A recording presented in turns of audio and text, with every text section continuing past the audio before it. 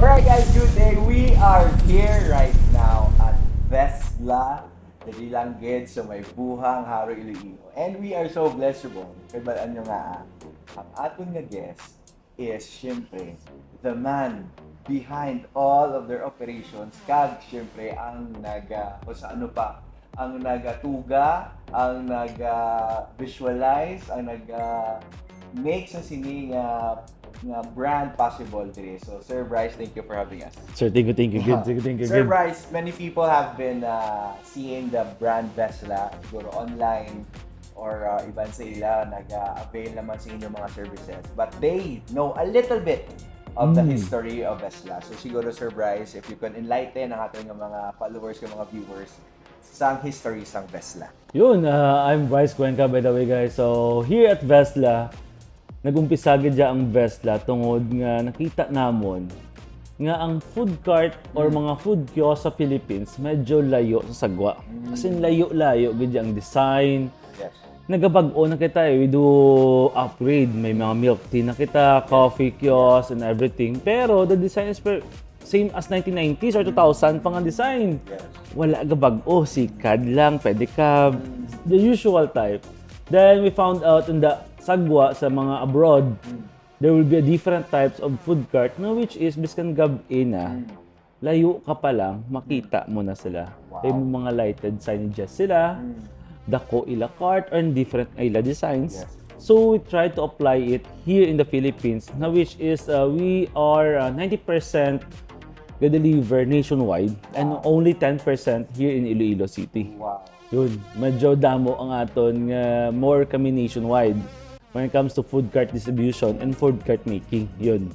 So wow. Speaking about the name Vesla, paano sir ni mo nakabapanginan na brand? The good thing about Vesla kasi the Vesla hindi siya nag-start sa food cart. We started from e-bikes. So yun, when we started the e-bike, ano gid man bala ang connection sa e-bikes sa para maka-come up kami sang word nga or sang branding for the e-bikes. So, you're familiar with Tesla, right? Yes, Yun. of course. You're Tesla and you're familiar with Vespa. Yes. Yun. So if you connect the words, Yes. you can have the Vesla, right? Yes, wow. So it's electric motor. Kasi syempre, sa una, 2 wheels lang eh.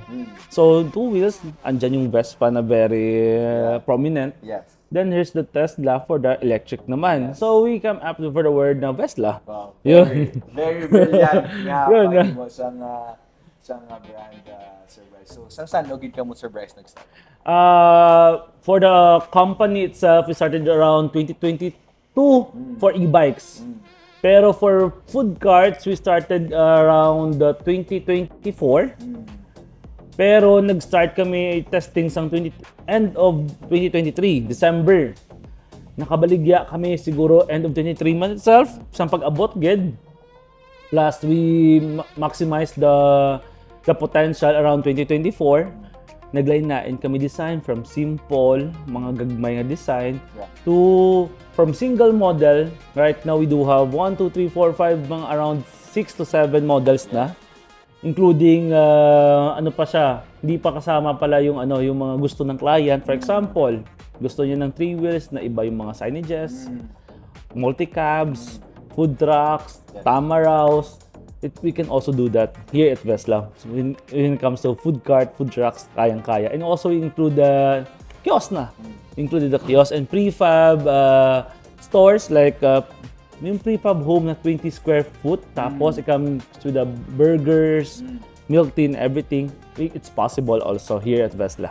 Wow. So there you have it. Siguro Sir Bryce, let's talk about your first sale.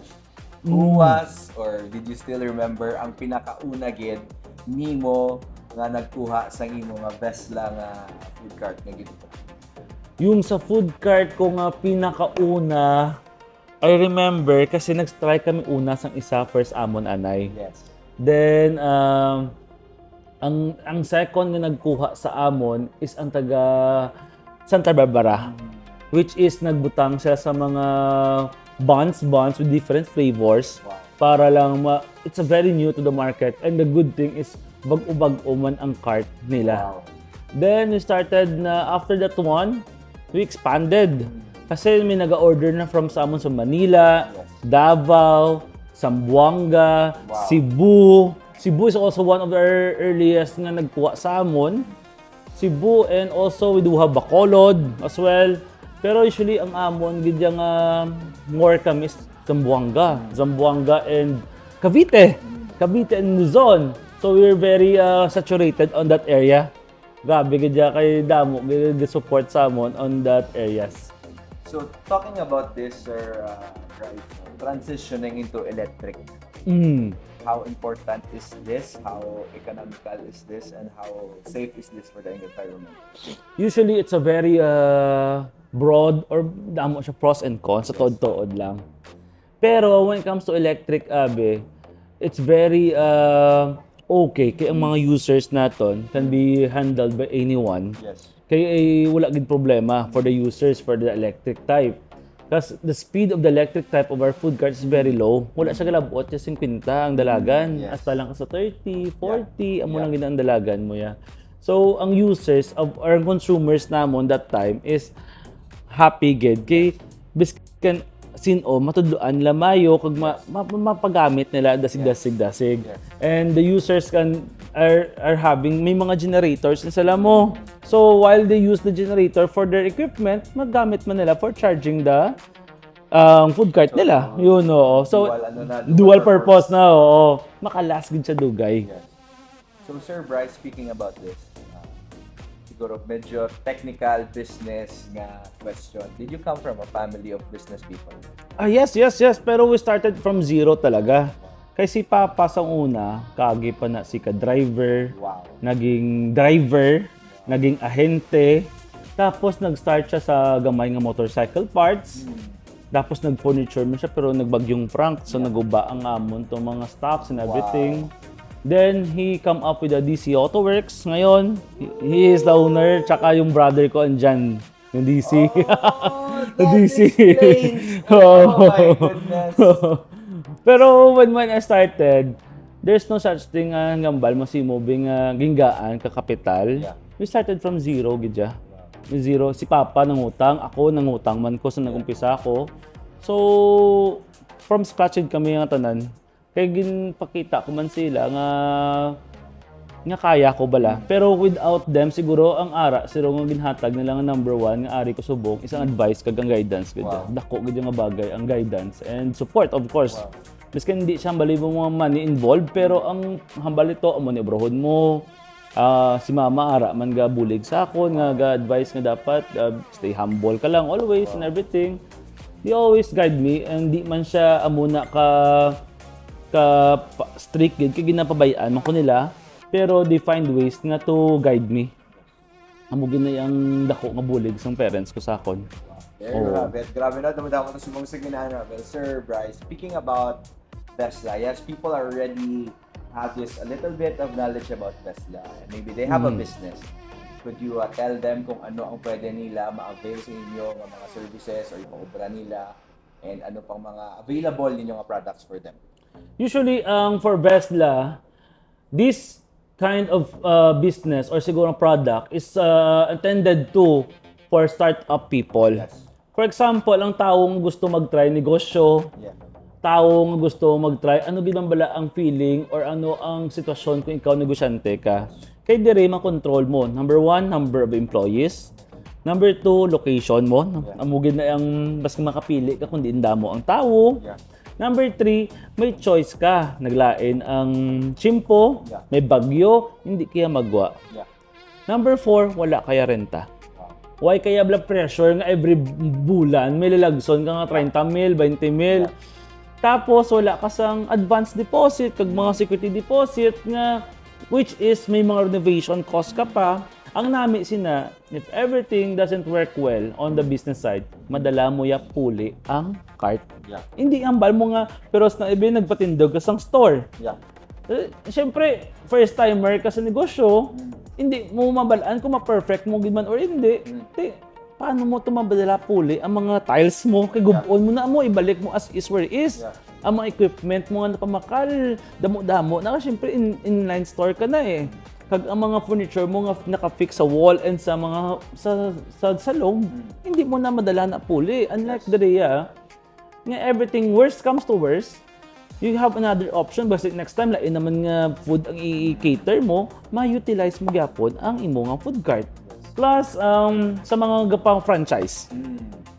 Kaya kung ikaw gapang franchise, kag ikaw may franchisor, kalabanan sa mga franchisor, wala gid idea sa negosyo. Tama. So, this one, ang food cart, maka-help sa mga franchisee kag franchisor para mabuligan nila pangita sa mayo nga location, matudloan nila paano magnegosyo, paano nila ma-maintain ang ilang business nga maging okay bala. So, it's a very win-win sa mga kumpisagid ya. Sa kumpisagid.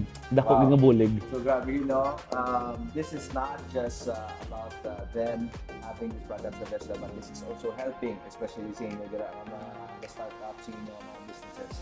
Sir Bryce, let's talk about something else. What was the greatest challenge na pwede mo ma-share that you had when it comes to Vesla and how did you overcome? Yun, after sales, of course, the improvement, paano mo siya ma-improve? Kaya amon sa unang model, isa lang kabilog. Isa lang siya. So there will be some concerns nga need namon i-upgrade ang unit. From time to time, we also listen. We listen carefully sa ilang mga suggestions. And from time to time, we do upgrade. Yes.